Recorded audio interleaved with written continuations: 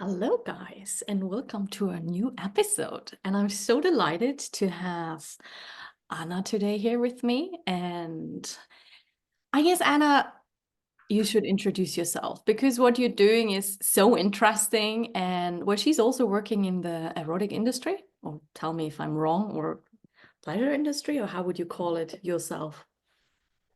Yeah, how would I call it? I don't know. It's like when people ask me what I do, I always am like, yeah, it's complicated.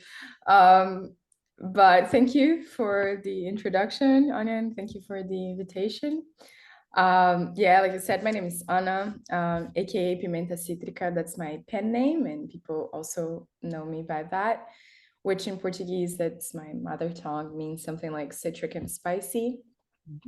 Um, what is there to say? I'm an erotic writer and a pleasure activist from Brazil. I've been living in Berlin for the past 7 years. And I've been, well, now, I'm proud to say that I work full time as a content creator for erotic and sex educational and sexual health content for different platforms. How did you get into that? Like, how did the topic found you, or did you find the topic, or? It's a really long story, but let's try to get into it. Like, basically, okay, so I've been writing since I was a kid. Like, first, like, I wrote a book, not really a book. It was just a little story when I was 6, and my teachers were very impressed by it, and they told my parents, who were also happy about it. So I was incentivized from a very young age to write, and it has always been my means of expressing myself. And I usually say that the craft found me, not the other way around. Like, I've always known since I was a child that I was going to be a writer. Um, and erotica came a little later. So more specifically, the first sex scene I wrote in my life, I was 12. Yeah, it's a funny thing because I grew up in this very religious, conservative state in Brazil, even though my family was not particularly religious, like a little bit, but nothing, extreme. But I could definitely, like, I grew up with a lot of guilt and shame around my sexuality. And I also was, a weird kid, introverted, didn't have a lot of friends. So as it's usual in those scenarios, one goes online, and that's what happened to me. And that's when I discovered fan fiction.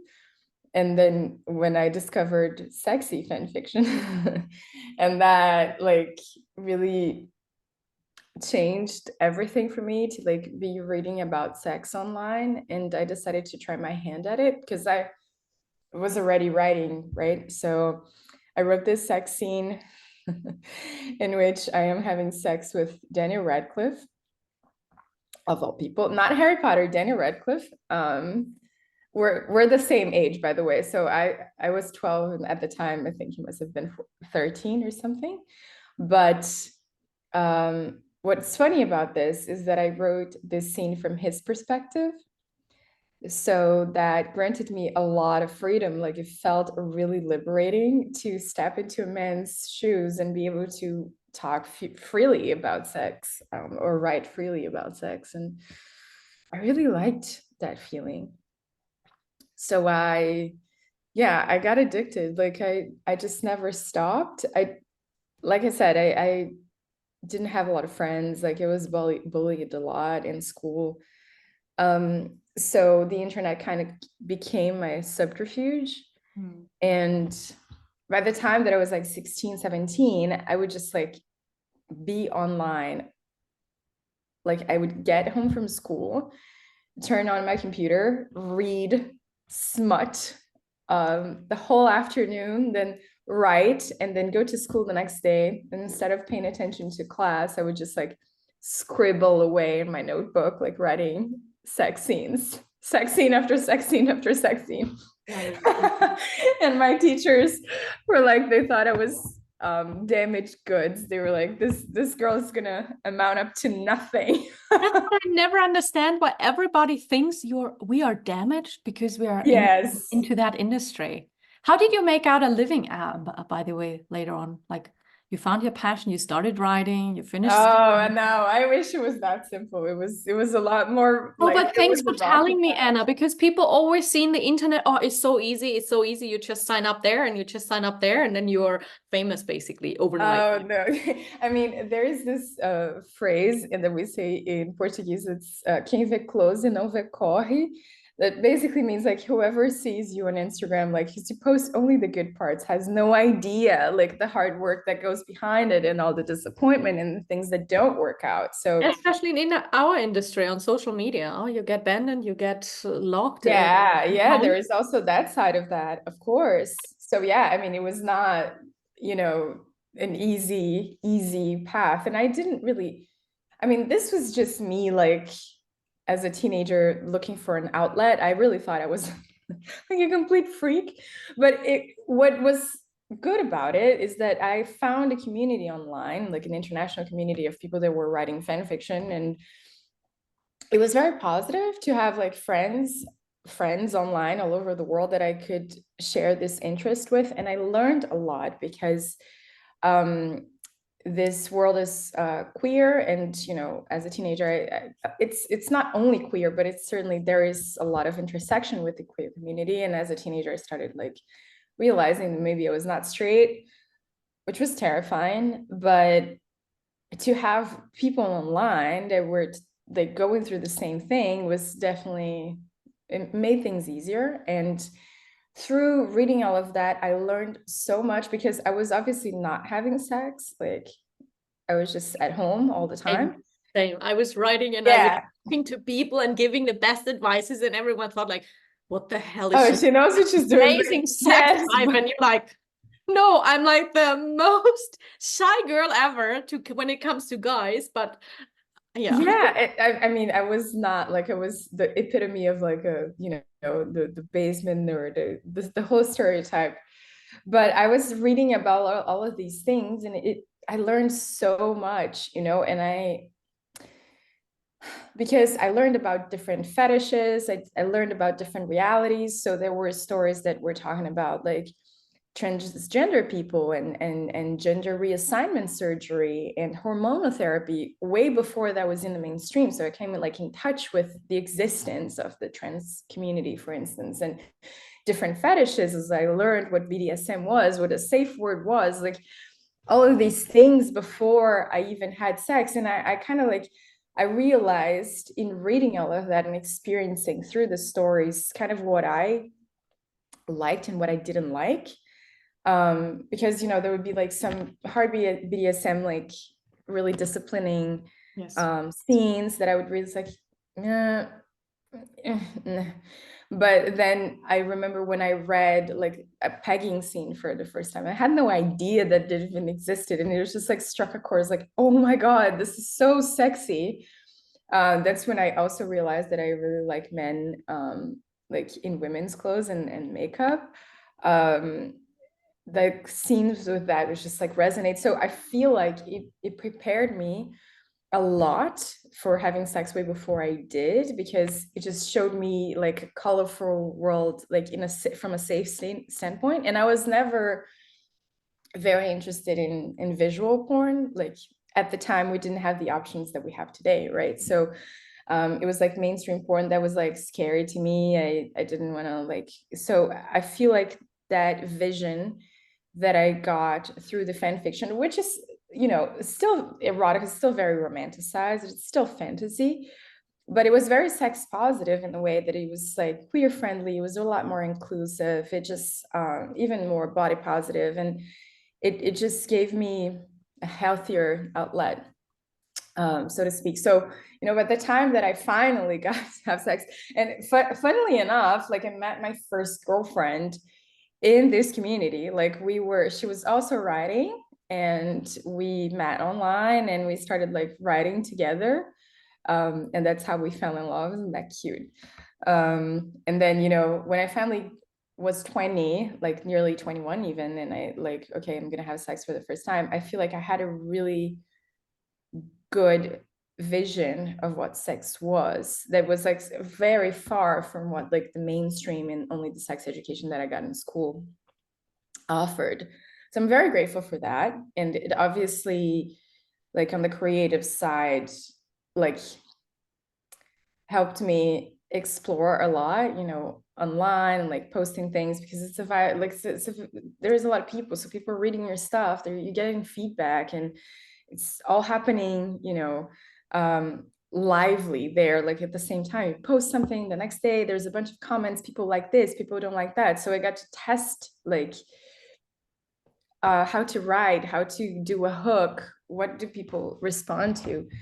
So I'm very grateful for that. I mean, I did like skip on a lot of, you know, other milestones, I guess, the normal teenagers have when they are out and about doing this stuff.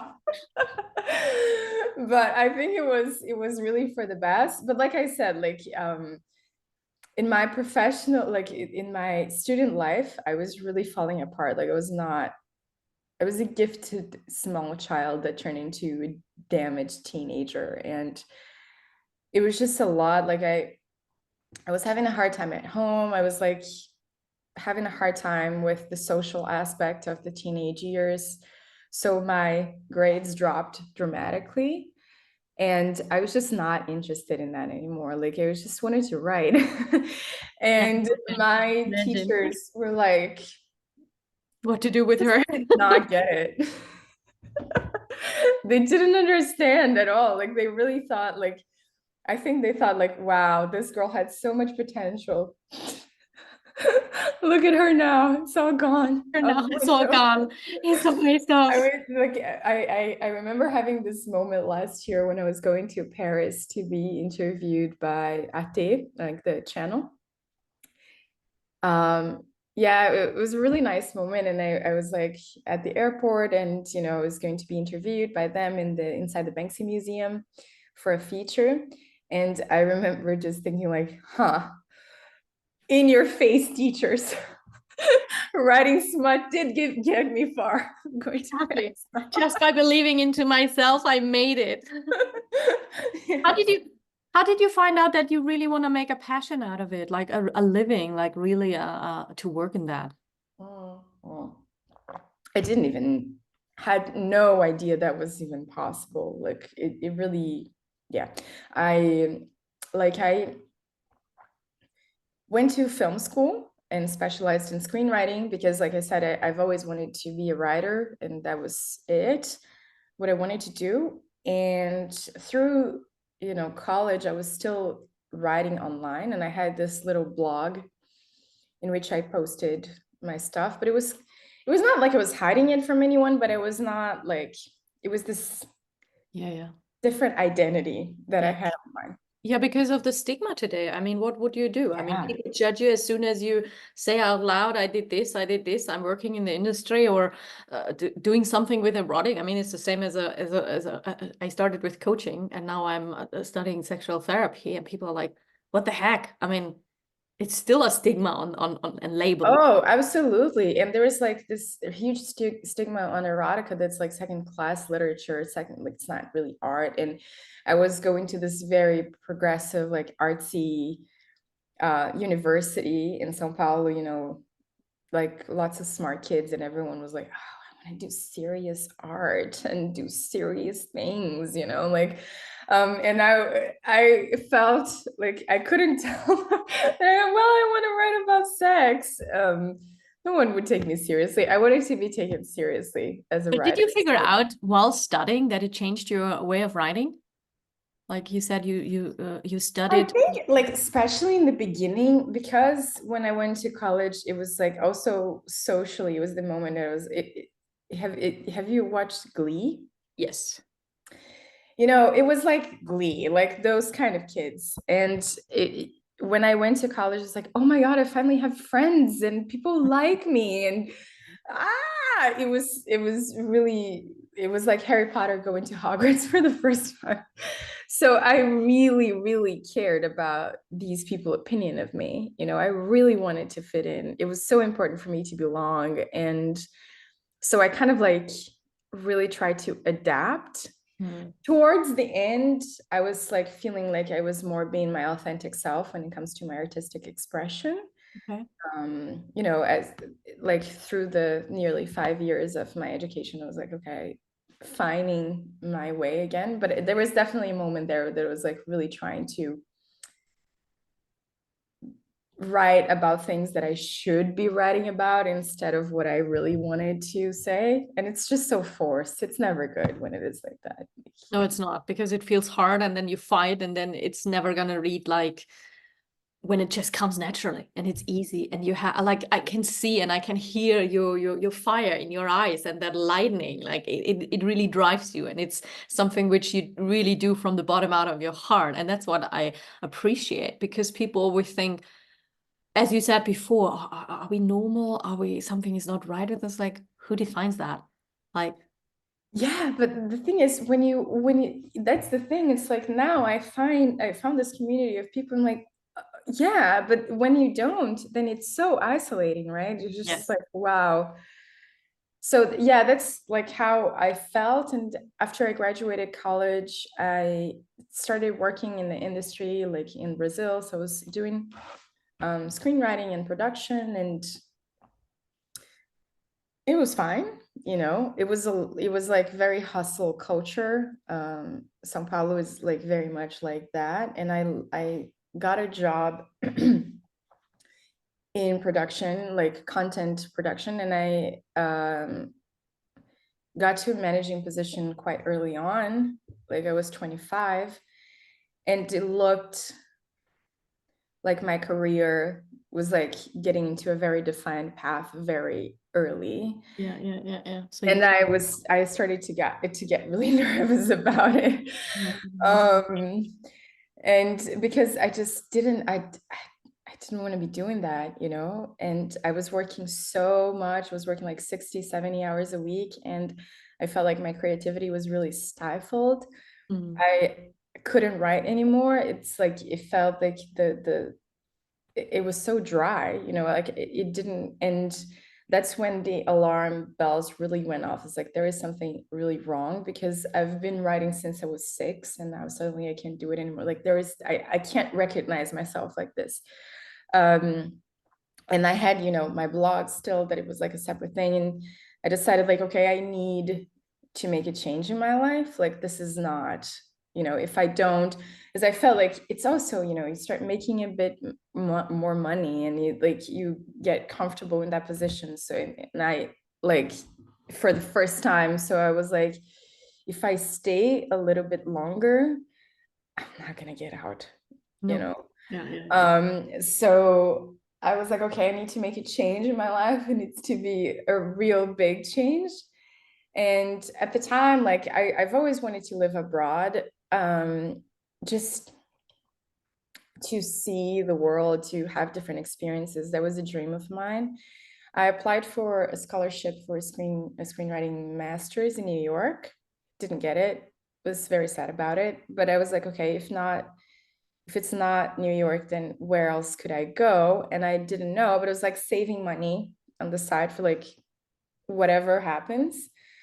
And then in 2015, I came to Germany as part of like my first Euro trip.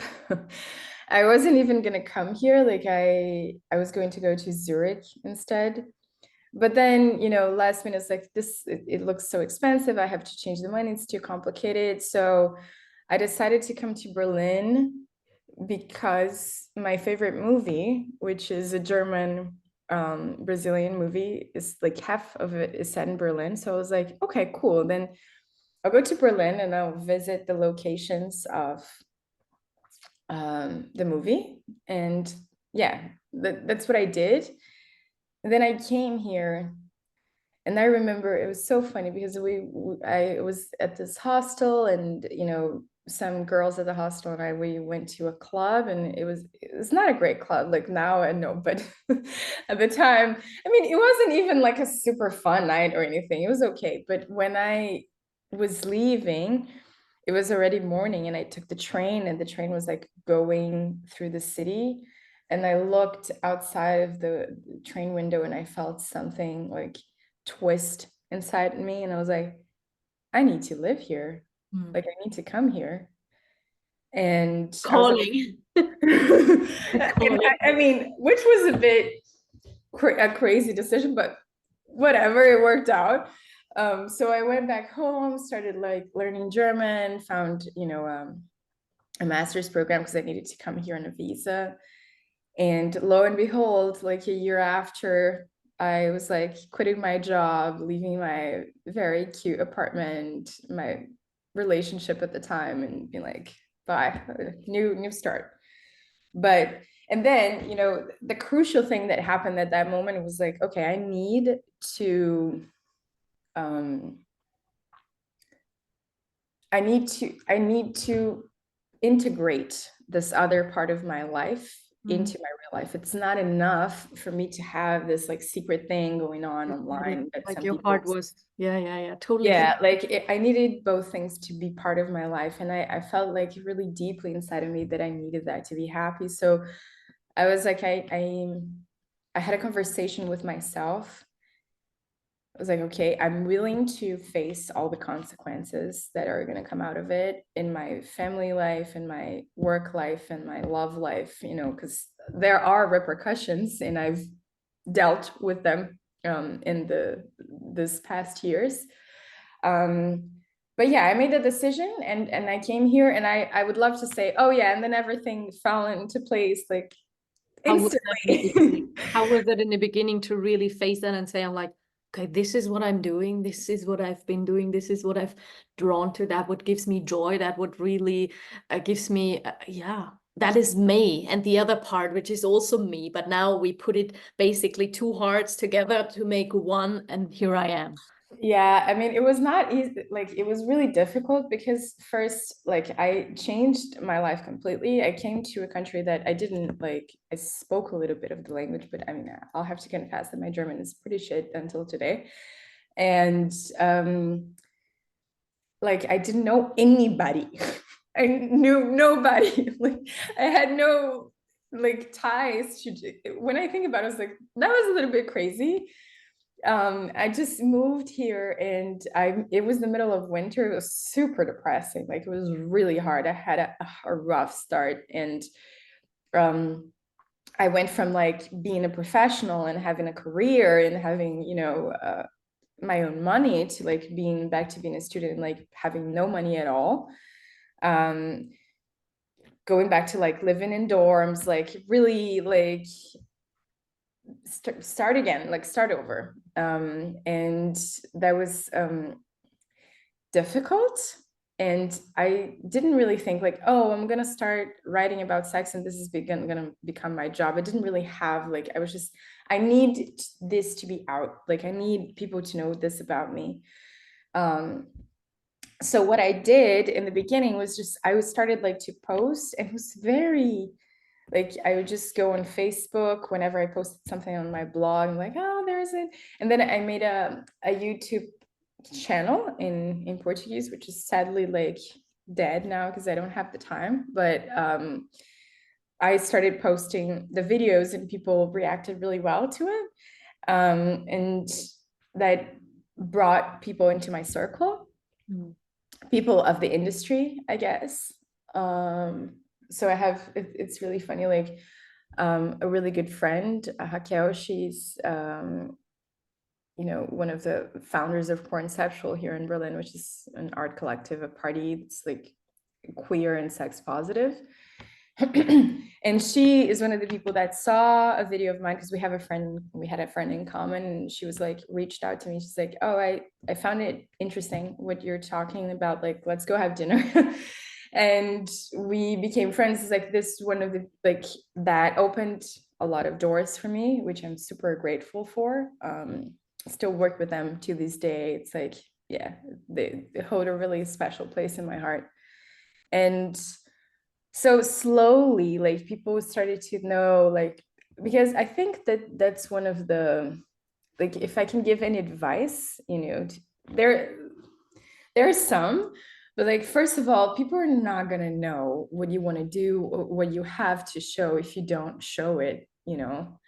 And it can be really nerve-wracking because you don't know how your friends are going to react to it. You don't know how like it's going to be perceived. But the thing is, like, you can't expect people to guess like what's on your mind, what you want to create, what you want to do. You really need to like say it out loud, as scary as it is.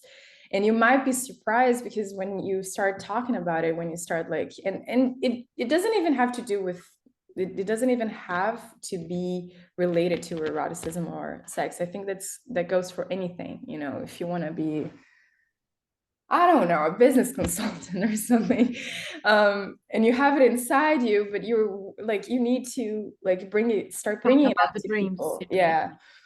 Yeah. That's one advice. The other advice that I would say is like, don't wait until things are perfect for you to start.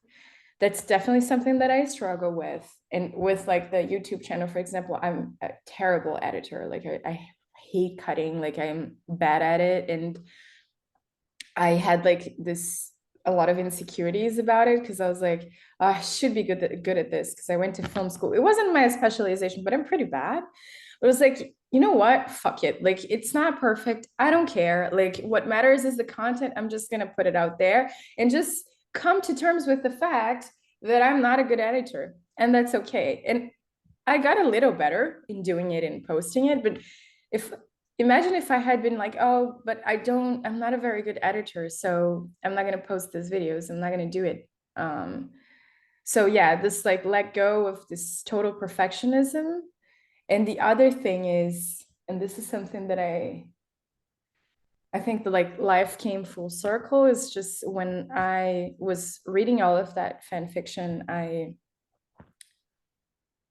most of it was of my favorite band, which is My Chemical Romance. It's a emo kids will recognize it. And years after, the lead singer, who's also a comic book artist, was doing a panel at the Comic-Con in Sao Paulo, and I went there like right before I moved to Berlin. And it was a very interesting panel about creativity and working with art. And I heard in that panel, it's like, if you want to do art as a job, then you need to start treating it as a job long before it is. And I know that it's very complicated advice because that implies that you're going to have to put a lot of work in and not make money off it. And Still be like, and it's not the same for other professionals as professions. So I do understand the injustice of it, but yeah, it has to be like that, you know, it has to be like that. And it's like something that I took very seriously. Of course, I was like working all kinds of odd jobs, you know, to barely scrape by. So I was like doing all the like student jobs, and I was working as a pub crawl leader. Like that was crazy because I would come home at like 2, 3 in the morning from work and then had like classes for my master's at 9, and like I was juggling all of that. But I really tried to be really consistent. And I didn't know, like, it's not like, oh, I'm going to post in this blog and then something's going to happen. I don't know. I was just doing it because I felt like that was important. And I remember so many times, like, there was this one time I was talking to a friend and he was like, it was somewhere in Berlin. And he was like, oh, we are going to, I don't know, somewhere, a bar maybe. And I was like, no, I have to go home because I have to do something for my blog. And he was like, you know, basically like, but you don't have to, right? And he was like self-imposed. And I was like, yeah, but like I felt like that's the only thing that mattered. That's the only thing I really had to do, you Yes, you know? had to, because that's what I ask or get asked a lot of times. Because for me, that was always a part when I don't do that for me, I basically cannot trust my own word anymore. Mm-hmm. Like that, for me, it always felt like I'm cheating on myself, and I've stopped believing myself because I give the power to other people. Of course, sometimes situations happen like that, but the more it happens, the more you drop your dream, basically. Yeah, I feel like it is like unjust sometimes because, you know, like we also deserve to have fun and Of course, connect with people, and of course. it's hard. You're working a job and it's like, and this is going anywhere. And, you know, I understand like I've certainly had moments where it's like, fuck it, you know, what's the Of point? No course. one is reading this. Exactly. But I feel like the most precious commodity that we have in life is time. No, that's basically life itself. It's like the time that we have on earth. Not coming And back. to spend that time like working towards whatever it is that you want, like whatever it is, the expression of your authentic self. I don't want to sound like, I know that's complicated, you know, and it takes a level of privilege to even be able to have the time to figure it out for yourself, like what is that? And, you know, but like that time invested in the things that really matter, like it's the best. And sometimes it doesn't have to be work, you know, you can also like spend that time building your relationships or, Yeah, yeah, but yeah. to me it was because my work is an expression of myself. Obviously, And whole yeah, being. so do you know what I mean? Yeah, totally. I feel you because that's how it is, and people will only feel it when they really found that calling within themselves, where there's like, that's just what I want to do. It's like it Yeah. drives me. It's like a fire which is always there, and you cannot, no matter how much water you put top on it or on Uh-huh. top of it, it's not gonna get out. It is just there, and that's how you felt, and that's why it was calling you. But did you have Yeah. the feeling it changed when you moved to Berlin and you start basically from scratch? Like, did you have the feeling it was easier to get out there? And it's like, okay, this is me. No one basically know me, so basically I can just tell, okay, this is Anna. I'm writing that blog and I'm doing that, and that's who I am. Or do you had the feeling it came step by Yeah. Yeah. I mean, it was like a clean slate, right? So I'm a very all or nothing person. I don't do like gradual very well. So I think it definitely helped. It's like, okay, new country, new continent, new identity, new this. But there were lots of moments in which was like, what am I doing? Like, what did I do? You why know, did I like, even I come here? had a life. It's like I had, you know, things going for me. Like, why did I put But you myself were in not this happy. place? Like you were not happy. Yeah. So Yeah, but it's like I would always tell myself in those moments, like, oh my God, I could have just changed my job. Like it didn't have to go like, but I guess I did. And I think that it worked. It worked out in the end, but it was not easy. And that's the thing, is like I would, you know, post on the blog and like try to make, I don't know what I was doing actually. I was just trying to get it out there. And slowly, like I started to meet people in the industry. how did it work from there on? Was it easier once you got into the industry and you basically settled and you basically got to know people who liked your work? It was very gradual. Like, so it was not like, you know, one day things started happening. It was more like slowly, like some person would be like, oh, I've seen that you write this. Would you write something for me for this event? Unexpected.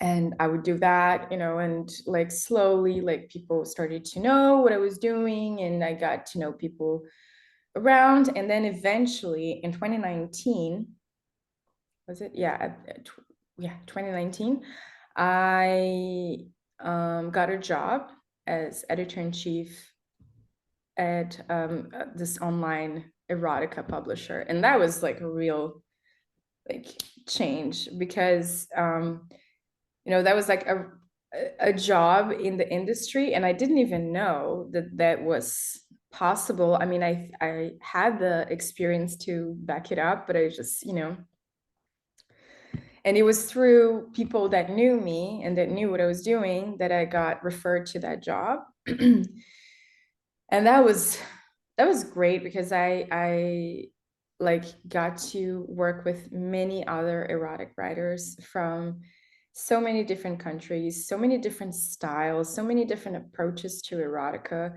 And for me, like to, have come from that like little girl in her computer, like typing away, and suddenly I was like among all these people that had this interest in common. And it was so, yeah, it was really like rewarding. And I stayed there for a little over a year, but I think that like in my heart, even though I do enjoy editing and I do enjoy the act of editing people's work, in my heart, I was always more of a creator than an editor. With the writing. So like by then I already knew a lot of people, and I was being asked to do like freelance work here and there, like creating stuff. So I decided to be like, okay, let's take another leap of faith and try to get to do that on a full-time basis, like basically be a freelancer. But just one question. Did you also have the feeling once you really had that job in the industry that the community was as positive as you experienced it before? Or do you also have sometimes the feeling like even in that industry, you sometimes have conservative people, or like, would you say no? There was lots of weird stuff going on. Okay. There was lots of weird things. Yeah, it's not rainbows and sunshines, that's for Yeah, sure. but even that we have to put on the table, because people always think it's like, even like the industry already has a stigma, and people always like, oh, it's so fun and it's so easy to jump in. No, Oh, every industry has its pros. no, there is like lots of exploitation. There is a lot of people that will expect you to like work for free. There is a lot of like idea stealing, So the sadly, normal that things you happens. would basically have to do with a normal job as well. Yes, absolutely. It's Yeah, like but all the annoying things. people always put it up on a podest. It's like, oh, it's like the non plus ultra, and you will be rich. I'm like, No. no, not I mean, every I wouldn't job in the advise erotic anyone to do industry this makes if they you want to rich. be rich. Thank you so much, Anna. Because even that is a stigma. People always think like, not even OnlyFans makes everyone rich. Just to tell you guys, like, Oh my it's a God. hard People think job. that OnlyFans is easy. They No. got it so backwards. Like I have many friends who are, in OnlyFans, and I have many friends who are performers and sex workers, and to think to think that that's an easy job or an easy way out, like you have no idea what you're talking about. The amount of promotion, like the amount of marketing, the amount of like hours that you have to put in. I was working with an agency creating some content like for OnlyFans models on exactly those things, like the finance marketing aspect of it. And it's just like you like You have to work your ass off. so Say it much how it is. work. No, say it how it is. I mean, even when people think like, oh, you just like you have it way easier because you're an escort, or you fucking have to work your ass off to get onto a financial stable level. Like, Yeah, and it's not it's even like, not. yeah, in the part of like the escorting part of the job is just one side of the job, because you have to do so many things on top. And they have to do it themselves. I mean, I used to Exactly. work back there Against to say, I'm censorship. here, you manage it. Of course, I had to pay 30% commission to them, but it's like they have to do it all themselves. Yeah, and like against censorship, against stigma, against a system that is not helping, dealing with violence, dealing with threats. Like how to think that work with sex is the easy way out. Like it's just it's ignorant in the sense of like ignoring the reality of it. Yeah. And I mean, I think I'm very fortunate. I feel very grateful for the opportunities that I have, but it's not like glitz and glam. Yeah, definitely. It's a glam. But how did it end up after you really said, okay, I give it another shot and face to really jump onto it now in my profession? Like get out of Okay, no, that was easier. Like, of course, in the beginning, basically, and that's something that I also tell people is that like you need to be shameless. So I basically wrote everyone that I knew in industry, and I was like, I'm available to create content if you need it. Hmm. That's what I did. And even people that I didn't know, like, you know, platforms, apps, audio erotica apps, like things that I thought like I can contribute to this, I would just write them and be like, this is my expertise. These are my writing samples. This is me, here I am. Yeah, exactly. If you need Love it. something, Love it. let me know. And people did let me know, like right away. Like some people just got back to me right away and were like, yeah, it sounds interesting. Let's do this. So for some people, it took longer. So they, you know, months after, they were like, actually, so that's something that's important as well. Sometimes it doesn't happen right away, right? A lot of the things that in my professional life have been such a slow burn. So I meet someone and then 2 years after they refer me to something, you know. Yes. Um, so yeah, basically that. And then it started, like, this was 3 years ago now. And it's been going strong. Of course, the like freelance life is always unstable and I have to get used to that. And there are jobs that are more fun and fulfilling. There are jobs that I take this more like, okay, I'm gonna do this for the money. I don't want to like give the impression to people that I only work with fun, fulfilling, like cool things. That's not the case at all. Like I do Job. boring editing work, like things like that as well. And I need to do that, like, you know, so I can pay all my bills. And I think that we need to normalize talking about that because Thanks. Yes. yeah. There's always those parts you don't like, and there's always parts you don't like. I mean, Yeah, and as a freelancer, it's so nice, like when you have different skills, you know, because when you're like, oh, this, I don't have any writing gigs this month, but I can also edit. So that's easier to find. And that makes it actually brings more stability into my life in the sense that I get to do the fun jobs that don't pay as much. yes, yes. But do you still like now like, is it now content creator for the erotic scene, or are you still writing or your blog, or like what? No, no, not my blog, because my blog is like in Portuguese, and it's like blogs today nowadays in the internet landscape, they're not, you know, It's outdated, is worth it? the investment of time, you Got it. know. Yeah.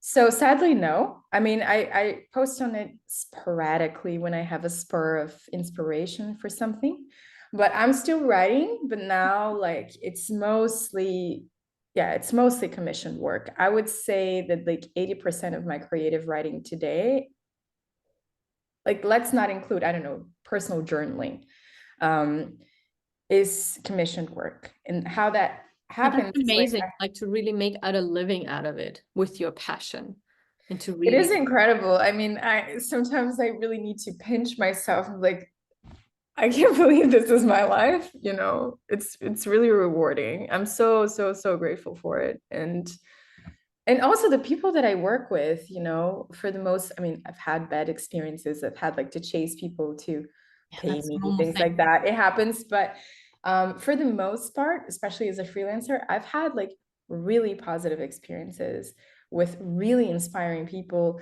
that are trying to create like a vision of sexuality that is fun, it's positive, it's destigmatized. Like I feel like it's not only, yeah, like nice, we work with the same topics. Like, no, we have the same view on how this should be done. And yeah, that's I think the best part of it for me.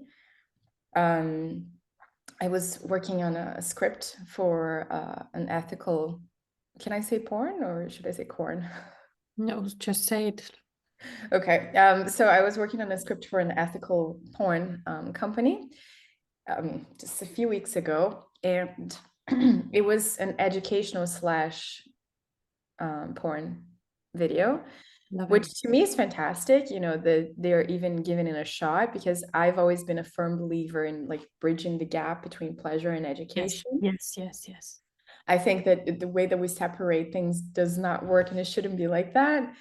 And so I was working on this script, and yeah, I was talking to the director, And I thought like it was becoming a little bit too educational. So I was like trying to like cut it back a little bit. And she was like, no, let's put it in. Like, this is important information, you know, people need to know this. Exactly. And And here it is the same try and error. You will not know if people like it that way.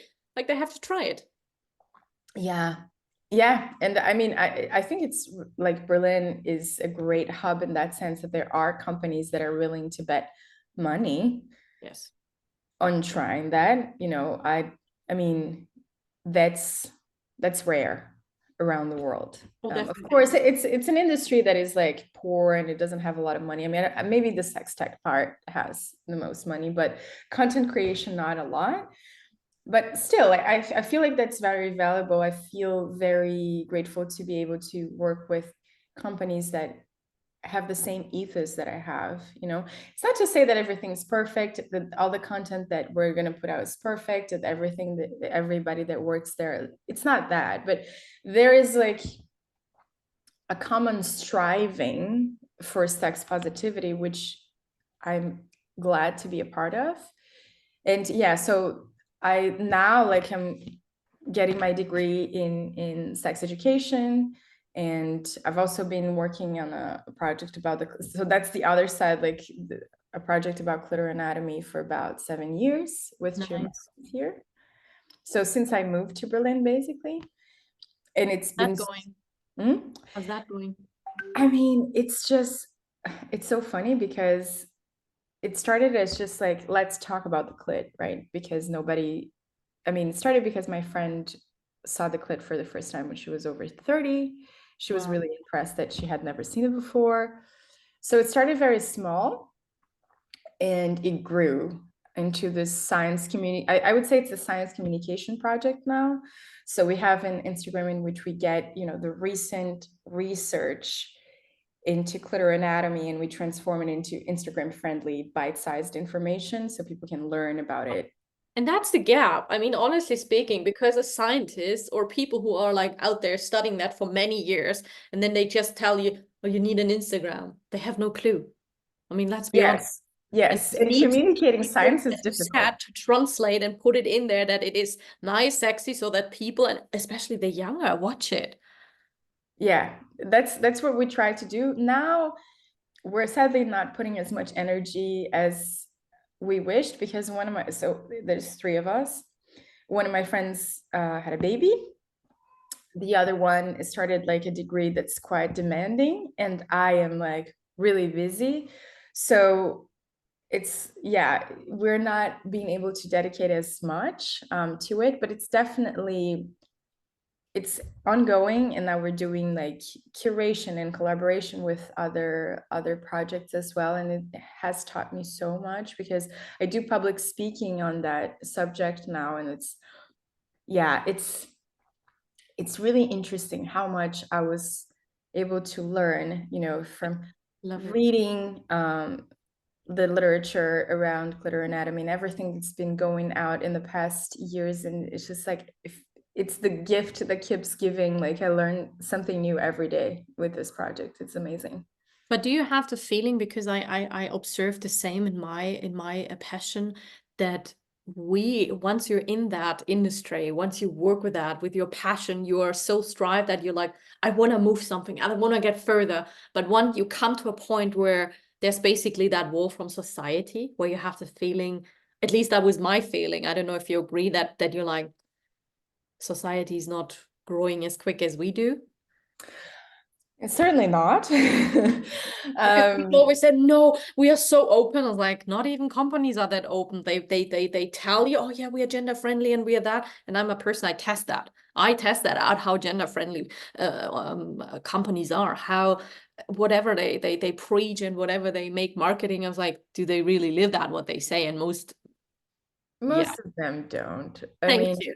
It's a marketing gag, basically. yeah, and there is a lot of people in our industry that like, especially in the higher ranks, I think that like people that are working in creating whatever are for the most part really passionate. But there is a lot of people that are in it for the money. Like Thank, sexual wellness is yeah, like this thank you. huge thing now. So, you know, they just want to sell some toys and pocket the money, whatever. I feel like I mean, I don't know, because I live so much in my bubble nowadays, like in Berlin with my friends, like the things around me. So I'm not so often confronted with that bias from society. But you But see it, something and you could answer my question that you basically see it on the globe. That's like, okay, I see it on, like when I see it the most with social media censorship. Like yes, that's when definitely drives me that I crazy. think, yeah, Drives that's me when it crazy. affects me. I'm like, wow, what the hell? Because with the clitoris project, we don't have like, it's a mascot, which is a cartoon, Mm. and it's sex education content. So basically, like, what are the tissues that compose the crew of the clitoris, like things like that. And we cannot promote on Instagram. We cannot do anything. And it's like with my personal Instagram, I mean, I don't agree, but whatever, like, Meta doesn't like women in lingerie when they're doing it themselves, because if they're selling something for someone else, that's fine, but whatever.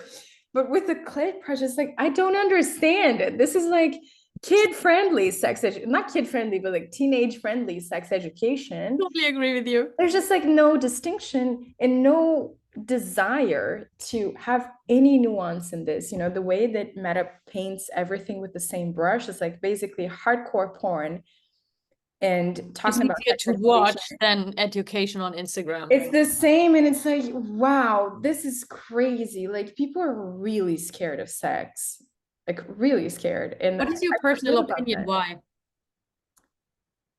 Mm. Do you think that still is a religious topic because you cannot control it and people are still afraid of that because it has power? I mean, let's be honest, the female, the whole energy, the whole thing, it has something. I don't know. Sometimes I had people like, okay, we put a stigma on it so we can control it. We put it as, it's shame. It's like, I mean, I have my own, I don't know, like, I feel like religion for sure. Feel like there's this fear that if we were to follow our most basic instincts, nobody would do anything but fuck all day. Maybe, so that would lead to the even that is not collapse gonna of be true. And society or look at the something. porn stars and their documentaries, not even they, because once you have it all day, you're sick of it. I mean, I can tell a story out of it. I was on escort myself. Like once in a while, you're like, honestly, and I loved sex, but you come to a point where it's like, and you have a relationship, you go have sex, you get money for sex, and then you're like, fuck it, I want something else. I'm so done with it. It's just so ordinary. It's like drinking or wishing, cleaning your I mean, wig. I would like say that that's like that with everything, right? You eat Yeah. your favorite dish every day and it becomes whatever. But I also think that, and that is in particular regarding queer or female sexuality. So, I feel like the one of the tools, one of the main tools for the patriarchy to control Yes, of course. women Definitely. is through sexuality. Yes. So whether it is you're having too much sex, you're not having enough sex, you're getting an abortion, you're not getting an abortion, like, there is just so much control around that. When I to would have say, kids, how to have kids, how to get them, how to get married, how to yeah, get I married. would say like the two main tools is like patrimonial, so like through money and through sex. And Yeah. so and I even posted something on my Instagram yesterday about this. It's like, it's funny, right? Because we are all so used to seeing sexualized images of women. Like, I dare you to go outside and walk 3 blocks even before you find, like, you see an ad of someone in lingerie. Like, that's fine. Like, no one, like, you know, but if women are doing it themselves, that's dangerous, because that's sexual agency, and that means that there is not the element of control there. Your sexuality is not being used to sell stuff. It's not being used to satisfy the desires of others. And if you combine that with money, right, so sex work, so you're like getting the two things that patriarchy uses to control you, that's a no-go. And also, I think that the policing of queer bodies, of basically anybody that is not white on Instagram, or white and slender, it has to do with keeping the status quo, in the sense that like the family unit, all of these things, it's very threatening when people decide to challenge gender norms, you know, because that means what's going to happen to family? I mean, maybe nothing, but our society is so basically structured around that heteronormative patriarchal ideal, you know, that anything that deviates. And I think sex is a very, it's a powerful tool. It's like one of the drivers for us to connect, to live, to, you know, so to give the control of it to people instead of using it to make money. But we still haven't figured it out, no matter how. Yeah, Nobody figured out his own gender and how we function and what we want and what we don't want. Like, let's be and honest. it's crazy because the same people who want to censor fucking like whatever on Instagram are the same people who are consuming mainstream porn all day. Yes. So what get like that, the hypocrisy of it, you know? It's like a comic. Yeah, but that's the thing. It's like, oh, it's fine if I'm gonna jerk off to this thing that, like, you know, this mainstream port that was created for me. I mean, you can even argue like, is it? But if you are posting pictures of yourself in lingerie, no, that's not allowed. Yeah, that's true. To summarize it up, what do you love most about your job now? Oh fuck. Like to people, like when they say like, oh, I'm really interested in the whole erotic in sex or whatever, and I really want to jump into that. Like, yes, you can. There's jobs out there, we can tell you. There Based there is. I didn't know. I had no idea that this could be a thing. Like now yeah. I write for like different platforms. So I create like scripts, audio scripts, articles, stories. It really depends. But I think that like what I love, You can be you. yes, and I think it's also very rewarding when people approach me and they say that my work has touched them in some way. Like that is always like, because I'm sure you relate, like we work isolated with our own computers, like we don't really see the impact of whatever we do, you know? And when people come up to me and they're like, well, you know, I've watched this video, I've seen this thing that you made, and I showed it to my boyfriend. Like I had a person once approach me, was like, I had an orgasm for the first time after I heard you talk about the clit. Those are the moments. It's like, wow, this is, I started because I wanted to express myself, but this has become bigger than myself, It's you meaningful know? because you can touch Yeah, others deeply. yeah, exactly. Yeah, and of course the job also has its cons. I mean, we talked about it a lot. It is like a normal other job, but are you now having the feeling that you're way more connected to yourself than you were before? Once you said it's like, now I'm facing whatever it takes, but this is me in my wholeness, in my unity. Yes, and it's I mean, I'm not a religious person You don't need to be religious with particularly, that. I mean, but I feel like, and when people say like God speaking to me, like that's what I feel when I'm doing my job. Like I feel so connected to my purpose. It's like this is what I'm meant to do in life. You know, it's a feeling of like fulfillment that I never thought I would experience. It's not to say that I don't have problems. It's not to say that I don't have annoying things in my life and things I wish were different. Not at all. But I do feel like connected to myself in a way that I didn't even expect was possible. It's really, I am like humbled by this feeling. I'm really, really grateful for it. and that's what people should. I mean, you just followed and you gave a lot of risks and you gave up so many things. And that is the reward at the end. What people's like, but you were just lucky. I mean, like, no, I just followed that calling and that voice. I mean, I used to say that, and my mom, like, I was like, oh, you need luck. And sometimes you need luck, and sometimes you need contacts. And sometimes, like, of course, having money, having contacts, being able-bodied, being, you know, not being neurodivergent, all of that helps. But my mom used to say, like, luck is talent and opportunity. Totally agree. So you just need to like work on it and be ready for when the opportunity presents itself and grab it. Because I suffer from imposter syndrome every day. Like I fight against it, but that hasn't stopped me from being like, I'm still gonna go like after it. I'm still gonna get the job. I'm still gonna email this person, and say like offer my services. Yeah.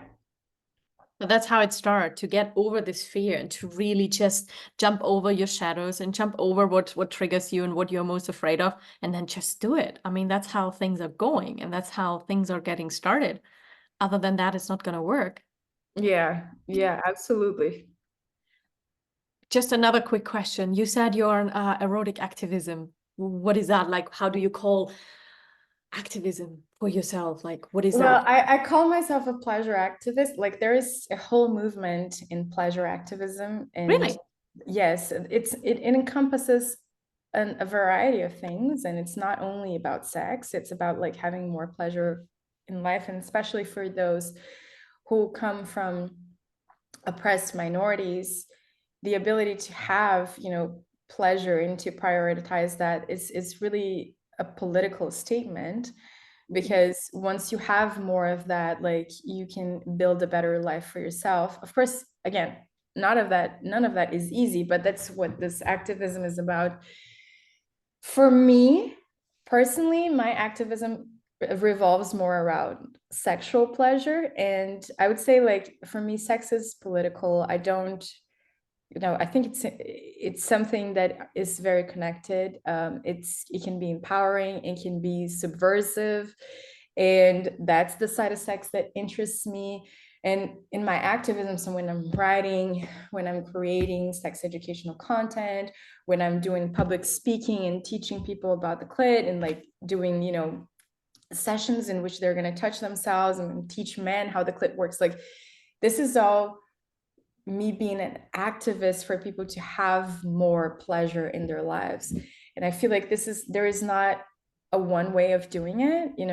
It looks different for everybody, but my job as an activist is to give people more tools for their toolbox so they can have more pleasure. I feel like it's so powerful to have more pleasure in your life. It doesn't have to be sexual always, right? Sometimes pleasure can be from a really nice coffee or like cuddling with my cat, but to prioritize that and to understand ourselves as worthy of enjoying pleasure. Oh, that touches me. It does. It really does. Yeah. Yeah, I mean that's something that I really believe, and that's that's how I call myself a pleasure activist. Like I'm being an activist in trying to get people to have more pleasure in their lives and enjoy them more. And the way that I do it is through sexual pleasure, because that's my area of specialty. As we've said, this has been my passion. So this is how I can contribute, basically. Love it. And what is your wish for the next couple of years? Like once you see like, okay, or maybe a vision, or maybe for some people it became a life vision for the next couple of years in that industry?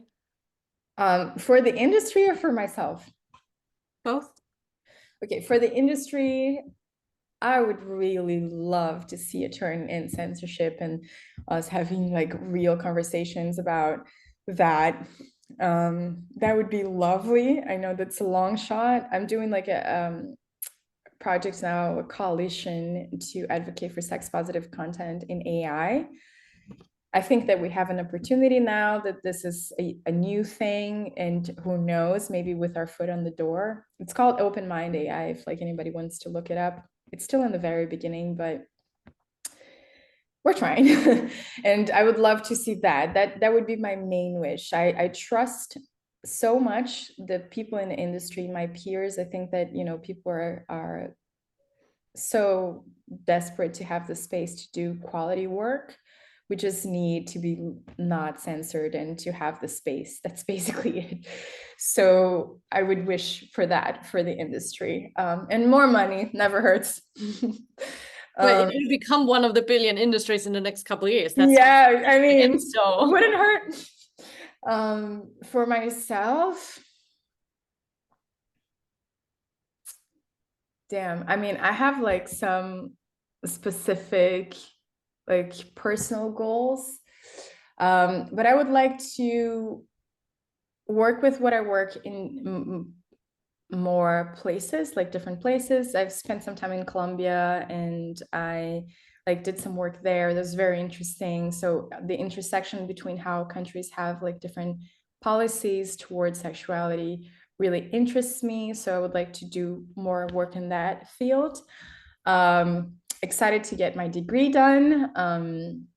And I definitely, I mean, yeah, I want to have the chance to keep doing what I'm doing.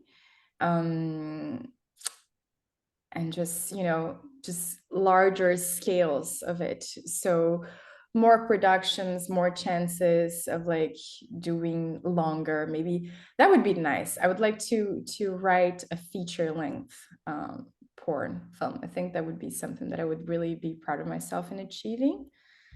But yeah, I would say that like professional wise, I have like milestones that I want to reach, but mostly I just want to keep having the opportunity of doing what I'm doing and not stopping and just keep going. And that's a very nice position to be in. I realize that, yeah. Yes, that is. Anna, thank you so much for having you. I will put the links, everything, how to find you on Instagram, on YouTube, whatever you want to share. We share in the comment section, and it has been a pleasure talking with you. It was my pleasure. Much. Any last words? Well, go ahead and do something pleasurable for you today. That would be my advice. More sex.